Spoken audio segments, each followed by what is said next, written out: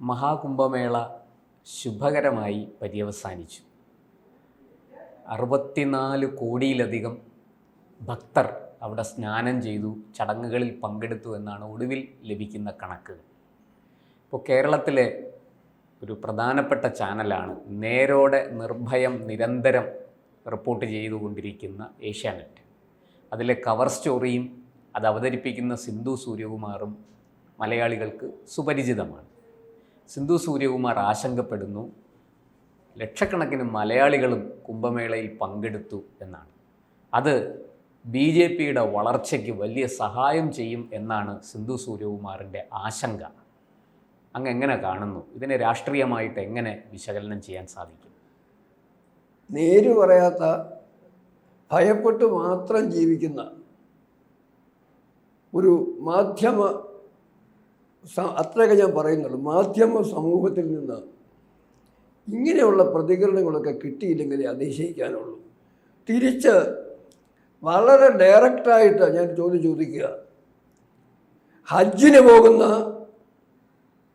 മലയാളികളുടെ എണ്ണം കൂടുതലായതുകൊണ്ടാണോ മുസ്ലിം ലീഗ് കേരളത്തിൽ വളരുന്നതും മുസ്ലിം ലീഗിന് കേരളത്തിൽ ഭാരതത്തിലുള്ള MP കേരളത്തിൽ നിന്ന് മാത്രം പോകുന്നത് എന്നും സിന്ധു രവികുമാറിന് വിശദീകരിക്കട്ടെ.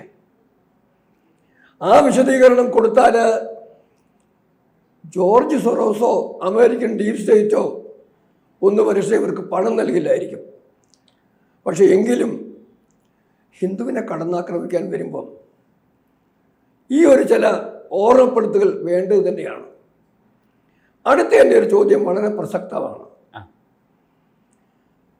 100% നിരക്ഷരതയുള്ള കേരളത്തിൽ ഞായറാഴ്ചകളിലും വെള്ളിയാഴ്ചകളിലും പള്ളികളിലേക്ക് സ്ഥിരമായി പോകുന്ന ജനസംഖ്യ ആ സാക്ഷരതയെ എങ്ങനെയാണ് പ്രതിഫലിപ്പിക്കുന്നത്? അവിടെ സിന്ധുവിന് അന്വേഷണം വേണ്ടേ? എന്തിനാ വലിയ കാര്യങ്ങൾ ചിന്തിക്കുന്നത്? ഇത്രയും സാക്ഷരത ഉണ്ടായിട്ടും എന്തേ ഈ ഞായറാഴ്ചകളിലും വെള്ളിയാഴ്ചകളിലും കൃത്യമായി പള്ളികളിൽ ആരാധനയ്ക്ക് വേണ്ടി മലയാളികളിലെ നല്ലൊരു ശതമാനം പോകുന്നെന്ന് ചോദിക്കുവാനുള്ള ധൈര്യം സിന്ധു സൂര്യകുമാറിനോ ഏഷ്യാനെറ്റിനോ അവരെ പോലെ ചിന്തിക്കുകയും പ്രവർത്തിക്കുകയും ചെയ്യുന്ന കേരളത്തിലെ മാപ്ര സമൂഹത്തിനോ ഉണ്ടോ എന്ന് ചോദിക്കുന്നതിന് ധൈര്യമുള്ള ഒരു വ്യക്തിയായി എന്നെ കണക്കാക്കിയാൽ മതി. ഇനി അടുത്ത കാര്യം, അത് കുംഭമേളയെക്കുറിച്ചാണ്. 66 കോടി ജനങ്ങൾ, 64 അല്ല 66 കോടി എന്ന് ഞാൻ മനസ്സിലാക്കുന്നത്, പങ്കെടുത്ത ആ കുംഭമേള എന്ന് പറയുമ്പം അതൊരു കാര്യം ഓർക്കണം. ആദിശങ്കരനാണ് ആ ഗംഗയും യമുനയും സരസ്വതിയും ചേർന്നിടത്ത് അവിടെ നിന്നാകട്ടെ ലോകത്തിൻ്റെ വളർച്ച, ഭാരതീയൻ്റെ അല്ല, മാനവ സമൂഹത്തിൻ്റെ സമഗ്രമായ വളർച്ച ഉതകുന്ന സംഗമം എന്ന് തീരുമാനിച്ചതെന്നാണ് ഐതിഹ്യങ്ങൾ വിശ്വസിക്കുന്നത്. അത് വിശ്വാസമാണ്, അതിനപ്പുറത്തേക്ക് ഞാൻ പോകുന്നില്ല. പക്ഷെ കുംഭമേളയ്ക്കൊരു ചരിത്രമുണ്ട്. ഈ ചരിത്രം മനസ്സിലാക്കാൻ വേണ്ടി ഞാൻ കേസരിയിൽ എഴുതിയ ജനുവരി 31 കേസരിയിൽ ദേശീയ ബോധം നിർത്തുന്ന കുംഭമേളകൾ എന്നൊരു ആർട്ടിക്കിളുണ്ട്. ഇത് ഏതാണ്ട് സമഗ്രമായിട്ട് ഈ കാര്യം ഞാൻ അതിനകത്ത് വിശദീകരിച്ചിട്ടുണ്ട്. കുംഭമേളകൾക്ക് ചരിത്രപരമായ പ്രാധാന്യമുണ്ട്, സ്വാതന്ത്ര്യ സമരത്തിൽ നിർണായക പങ്കുണ്ട്. 1765 അലഹബാദ് ട്രീറ്റിയോടുകൂടി പ്രയാഗ് എന്ന് പറയുന്ന കുംഭമേള നടക്കുന്ന പ്രദേശം ബ്രിട്ടീഷ് ഈസ്റ്റ് ഇന്ത്യ കമ്പനിയുടെ അധികാരത്തിൽ വന്ന കാലം തൊട്ട് സിന്ധു സൂര്യകുമാറിനൊക്കെ ഇപ്പം പണം കൊടുക്കുന്ന ആൾക്കാർ, സിന്ധു സൂര്യകുമാറിൻ്റെ തരത്തിലുള്ള മാധ്യമ പ്രവർത്തനത്തിന് വേണ്ടി ഇപ്പം പണം ഒഴുക്കുന്ന ആൾക്കാർ 1765 തൊട്ട് ഈ കുംഭമേളയിൽ പലതരത്തിൽ കടന്നു കയറാൻ ശ്രമിച്ചു. അവിടെ പലതരത്തിലും കുംഭമേളയ്ക്ക് ഇടയ്ക്ക് എന്നിട്ട് മതപരിവർത്തനത്തിലുള്ള ലഘുലേഖകൾ വിതരണം ചെയ്യുക, അവിടുത്തെ എല്ലാ കാര്യങ്ങളിലും അനാവശ്യമായ ഇടപെടലുകൾ നടത്തുക, അവിടെ നിന്നും അനധികൃതമായ പണപ്പിരിവ് നികുതിയുടെ പേരിൽ പിരിക്കുക, എൻട്രി ഫീസും മറ്റുമൊക്കെ. ഇങ്ങനെ ചെയ്ത് ഈസ്റ്റ് ഇന്ത്യ കമ്മിറ്റി ഒരു തരത്തിൽ അവരുടെ ഒരു പണം കൊയ്യാനുള്ള വഴിയായും വേറൊരു വഴിക്കൂടെ മതപരിവർത്തനത്തിന് വഴിയായും ഈ കുംഭമേളകളെ ഉപയോഗിച്ചു. അതിന് പ്രയാഗ് ആ പ്രദേശത്തെ പ്രാജ്വൽ സമൂഹം അവർ ശക്തമായി പ്രതികരിച്ചതാണ് ഭാരതത്തിൻ്റെ സ്വാതന്ത്ര്യ സമരത്തിലേക്ക് നയിച്ച നിർണായകമായ ഒരു കാര്യം. 1857 മുമ്പ് സ്വാമി ദയാനന്ദ സരസ്വതിയും മറ്റും അവിടെ നടത്തിയ ആലോചനകളുടെ ഭാഗമായിട്ടാണ് 1857 ആ പേര് കേട്ട വീരസവർക്കറും മറ്റും ആ ഉജ്ജ്വലമായ സമര ചരിത്രമെന്ന് പറഞ്ഞ ആ സമര ശൃംഖല ഉണ്ടാകുന്നത് ഇവിടെ നിന്നുള്ള ആലോചനയുടെ പേരില്ല. അതിനുശേഷം അടുത്ത കുംഭമേളയ്ക്ക് അവിടെ ഉണ്ടായ പരാജയങ്ങൾക്ക് പ്രതികാരം വീട്ടുമെന്ന് ഹിന്ദുവും മുസ്ലിമും ഒന്നിച്ചെന്ന് തീരുമാനിച്ച് ആലോചിച്ചുറപ്പിച്ചതും ഹിന്ദുവും മുസ്ലിമും ഞാൻ അടിവരയിട്ട് പറയുന്നു ആ കുംഭമേളയിലായിരുന്നു. അതൊക്കെ ഇതിനകത്ത് എഴുതിയിട്ടുണ്ട്, താല്പര്യമുള്ളവർക്ക് വായിക്കാം നമ്മുടെ ശ്രോതാക്കൾക്ക്. ഇനിയും മറ്റൊരു കാര്യം ഞാൻ പറയാം. അതിനുശേഷം മുന്നോട്ട് പോയി ഏതാണ്ട് ആ നൂറ്റാണ്ടിൻ്റെ അവസാനം 19ാം നൂറ്റാണ്ടിൻ്റെ അവസാനം എത്തിയപ്പോഴത്തേക്ക് ആ കുംഭമേളകളിൽ ഹിന്ദുവല്ലാത്ത ആളുകൾക്ക് പ്രാധാന്യം ചുമതല കൊടുത്ത് അവരെ കൊണ്ട് അലങ്കോലപ്പെടുത്താനും ശ്രമിച്ചു, അട്ടിമറിക്കാൻ ശ്രമിച്ചു. അവിടെ വന്ന് കുംഭമേള നടക്കുന്നതിനിടയ്ക്ക് ഈ വിദേശ വനിതകൾക്കും പുരുഷന്മാർക്കും ഇംഗ്ലീഷുകാർക്ക് ബോട്ടിലൊക്കെ ഒന്ന് ഇഷ്ടംപോലെ ഡാൻസ് ചെയ്യുന്നതിനും ആ മേളയുടെ അന്തരീക്ഷം മോശമാക്കുന്നതിനൊക്കെയുള്ള പരിശ്രമം നടത്തി. അതൊക്കെ ചെയ്തിട്ടുണ്ട്. ഇതെല്ലാം കഴിഞ്ഞിട്ട് അവസാനം ഒരു കാര്യം ഉണ്ടായി. 1942 കുംഭമേള, ഇന്ന് നടക്കുന്ന മഹാകുംഭമേളയാണ്. അതെ, അന്ന് കുംഭമേള നടന്നപ്പോൾ അന്ന് ഒരു കാര്യം ചെയ്തു. അതിന് മുമ്പായിട്ട് തന്നെ അങ്ങോട്ടുള്ള ട്രെയിനിൻ്റെ ടിക്കറ്റ് വരെ അങ്ങ് നിർത്തിവെച്ചു.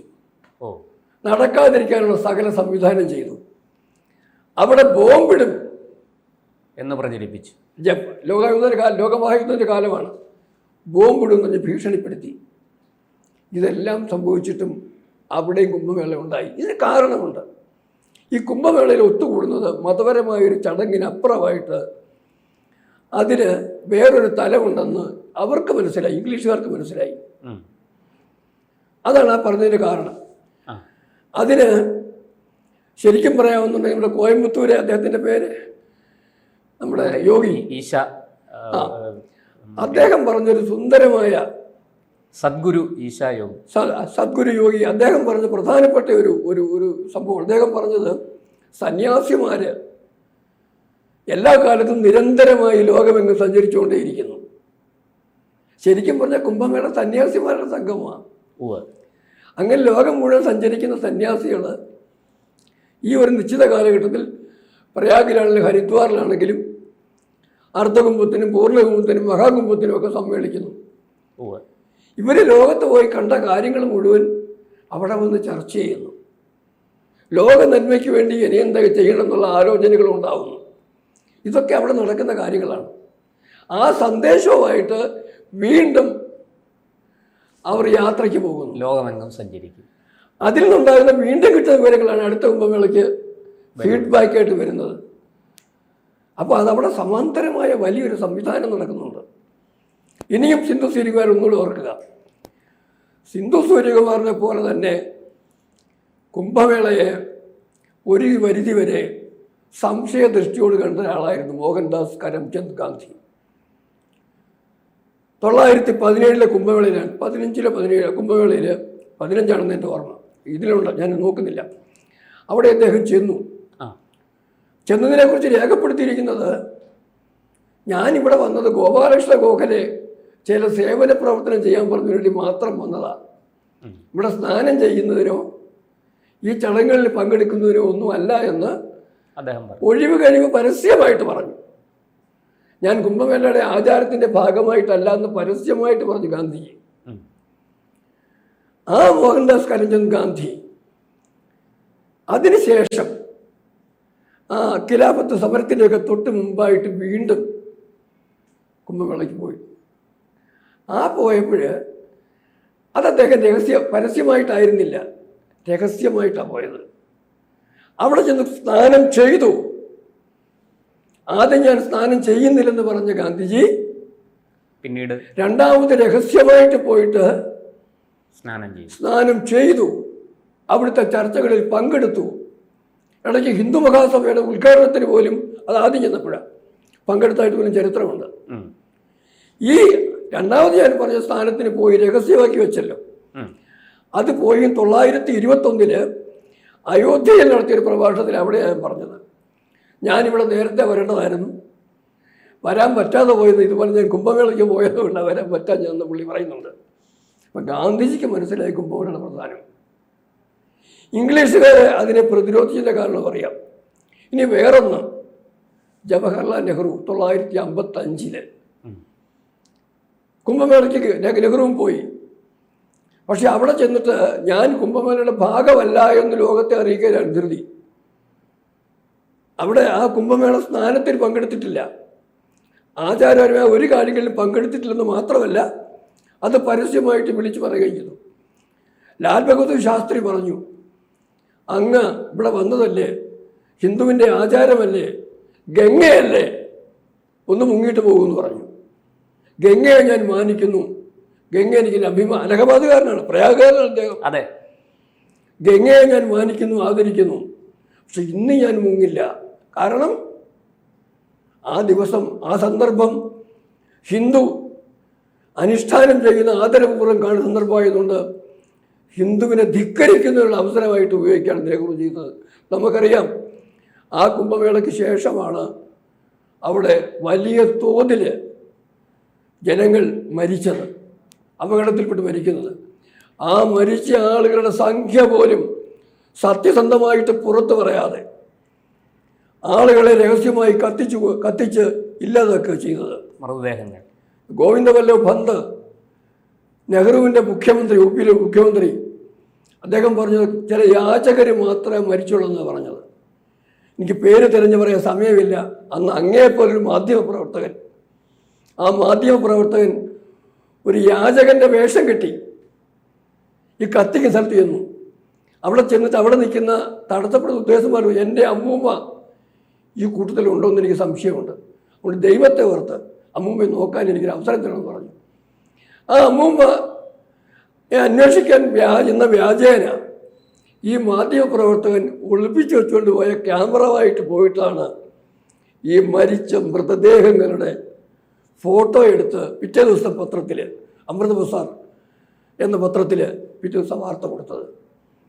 അങ്ങനെ സിന്ധു സൂര്യകുമാറൊക്കെ ആരാധിക്കുന്ന, അവരൊക്കെ ഇന്നും ആദരിക്കുന്ന വലിയ കേമന്മാരെന്ന് കണക്കാക്കുന്നവരൊക്കെ തകർക്കാൻ ശ്രമിച്ചിട്ടും തകരാതിരിക്കുന്ന സങ്കല്പമാണ് ഭാരതത്തിലെ ഹിന്ദു, ഭാരതത്തിലെ ജനസംഖ്യ മൊത്തം. ഒരു മതപരമായിട്ടല്ല ഞാൻ പറയുന്നത്, മതവും ജാതിയും വർണ്ണവും വർഗവും നോക്കാതെ ശബരിമലയിൽ പോകുന്നത് പോലെ എല്ലാവരും ആ സാംസ്കാരിക ധാരയിലേക്ക് ഒഴുകിയെത്തിയത്. ആ സാംസ്കാരിക ധാരയിൽ നിന്ന് മാറി നിന്നിട്ട് ഇതിനെ BJP ആയിട്ടും ഒക്കെ കാണുന്ന, BJPയുടെ വളർച്ചയായിട്ടൊക്കെ താരതമ്യം ചെയ്ത് നോക്കുന്ന ആ സിന്ധു സൂര്യകുമാറിനെ പോലെയുള്ള പരിമിത ബുദ്ധി, പരിമിത ചിന്ത, അല്ലെ പക്ഷപാതപരമായ ചിന്ത, ഇത് തിരുത്തേണ്ട സമയമായി എന്ന് അവരൊക്കെ തന്നെ ഓർക്കട്ടെ. കൂടുതൽ വാർത്തകളും വിശേഷങ്ങളും നിങ്ങളിലേക്ക് എത്താൻ ABC മലയാളം സബ്സ്ക്രൈബ് ചെയ്യുക, ബെൽ ബട്ടണും അമർത്തുക.